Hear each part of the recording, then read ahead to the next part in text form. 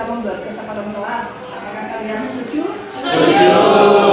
Nanti kesepakatan kelas akan kita gunakan supaya pembelajaran kita bisa berjalan dengan lancar. Coba angkat tangannya siapa yang akan memberikan usul pertama. Waduh, banyak sekali ya ternyata yang punya usul ya. Gini saja, bagaimana kalau dari berikan kertas, kemudian nanti kalian menempelkan di papan, ya?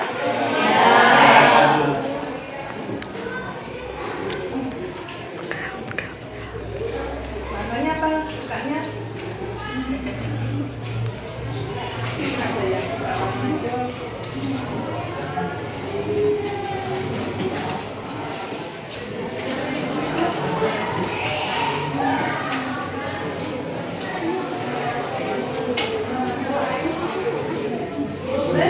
Kemudian siapa yang sudah mempunyai ide, silakan ditempel di papan di depan. Langsung ditempel, boleh terus langsung ditempel.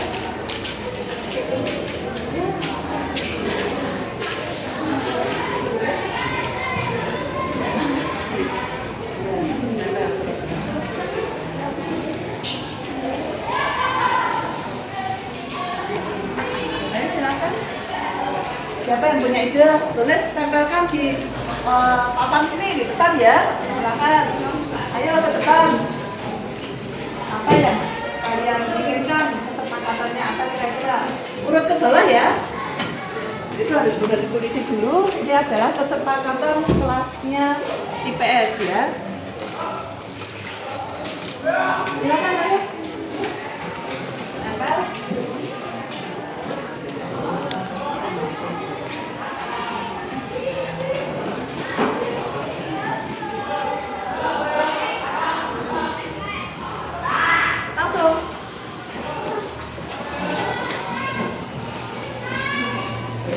Silakan ditempel ke bawah.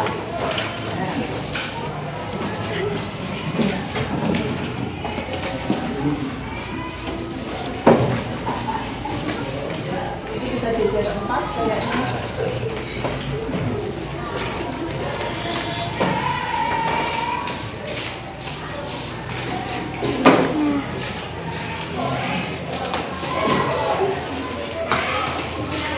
Perkenalkan, nama saya Hanif dari kelas C.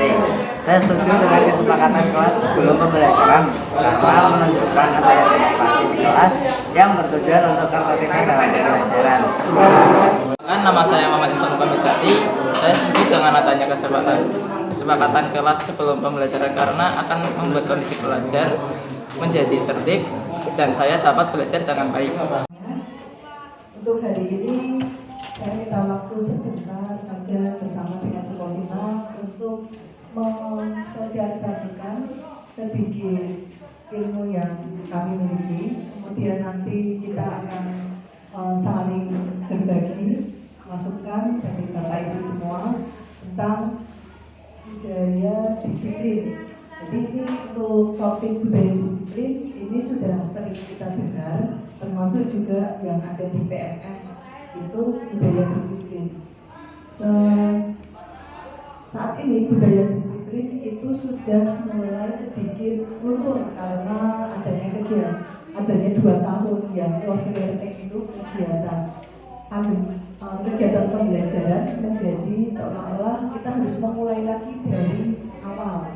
Anak-anak sudah tidak lagi seolah-olah tidak ada lagi disiplin yang muncul di sekolah. Jadi walaupun masih ada, tapi sudah banyak yang berkurang.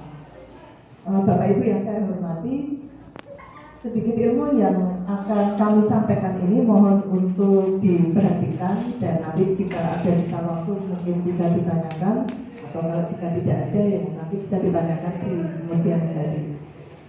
Materi pertama yang akan kami sosialisasikan di sini yaitu tentang budaya disiplin yang diawali dari disiplin positif. Jadi di sini kita diajak untuk mengetahui apa makna kontrol dari paparan teori kontrol punya Dr. William Besar ya. Itu hurufnya jangan sampai hilang ya, makna kontrolnya itu ya. serta dapat menjelaskan perubahan paradigma stimulus respon kepada teori kontrol.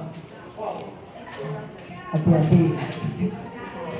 Yang kedua, dapat menjelaskan makna disiplin positif dan mengamati penerapan di lingkungannya serta kaitan teori kontrol dengan 3 motivasi perilaku manusia.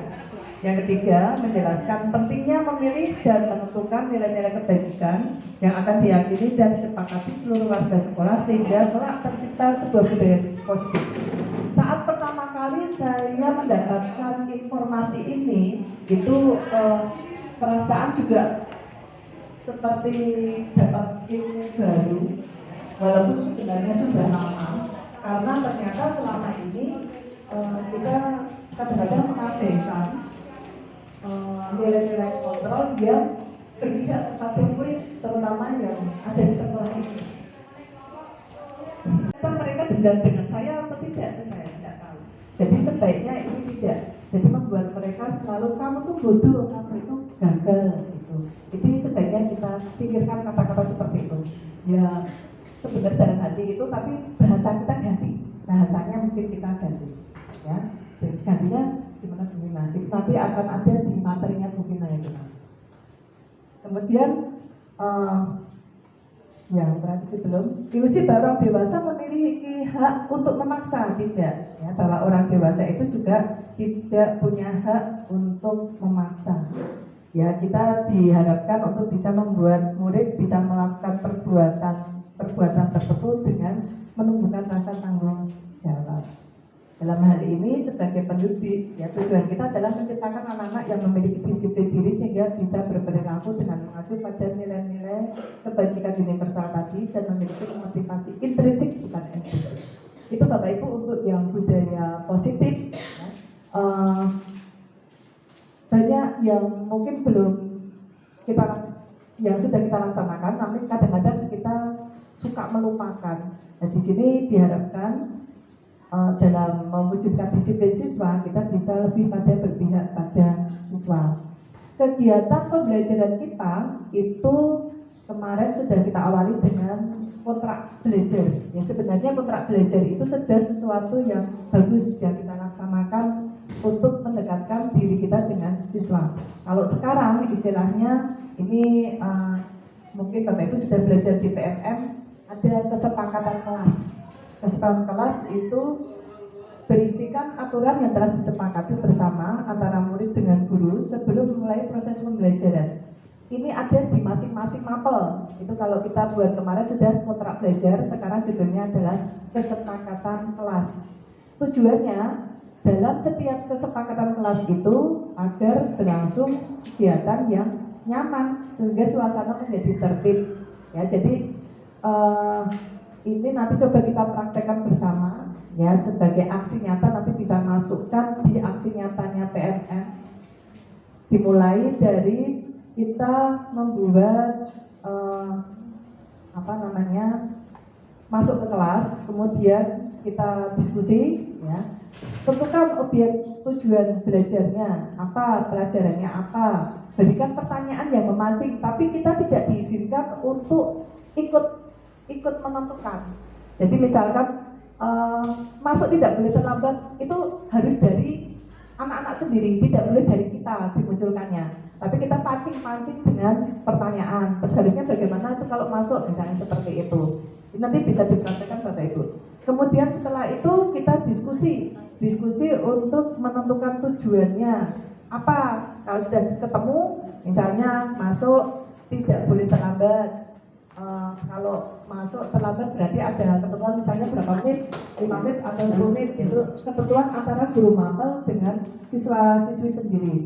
Kemudian nanti bisa dimasukkan, tulis dalam stick note itu, yang kertas tempel itu, ya, atau ditulis di lembaran-lembaran dulu. Kemudian nanti bisa dibentuk dalam ini, dibuat dalam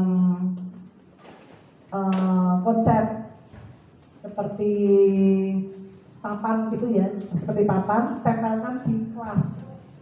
Kalau misalkan per mapel berarti ya lumayan banyak ini ya, berarti ada sekitar 12 mapel. Tapi jadi kesepakatan kelas ini per mapel.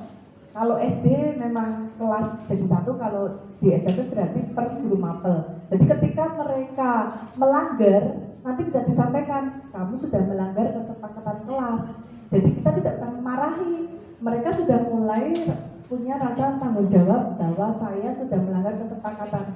Terus nanti di antara kesepakatan kelas itu ada yang lain, misalnya jika saya melanggar kesepakatan, maka saya bersedia lah. Hukuman itu diberikan untuk mereka sendiri dari mereka sendiri. Jadi itu sebagai konsekuensi. Ketika kita tidak boleh menghukum, maka berarti siswa untuk membuat kesepakatan mereka sendiri. Tapi ya tetap kita arahkan jangan sampai hukuman yang fisik dan berat itu. Ya. Ini Bapak Ibu nanti bisa dipraktekkan, dibuat seperti ini, nanti bisa dimasukkan dalam bukti aksi nyata di PMM, mulai dari misalkan bisa memvideo anak-anak berkumpul diskusi, membuat itu kemudian hasilnya itu nanti bisa jadi salah satu aksi nyata. Demikian Bapak Ibu untuk sedikit berbagi ilmunya dari saya, nanti akan dilanjutkan oleh Bu Rovina untuk kegiatan materi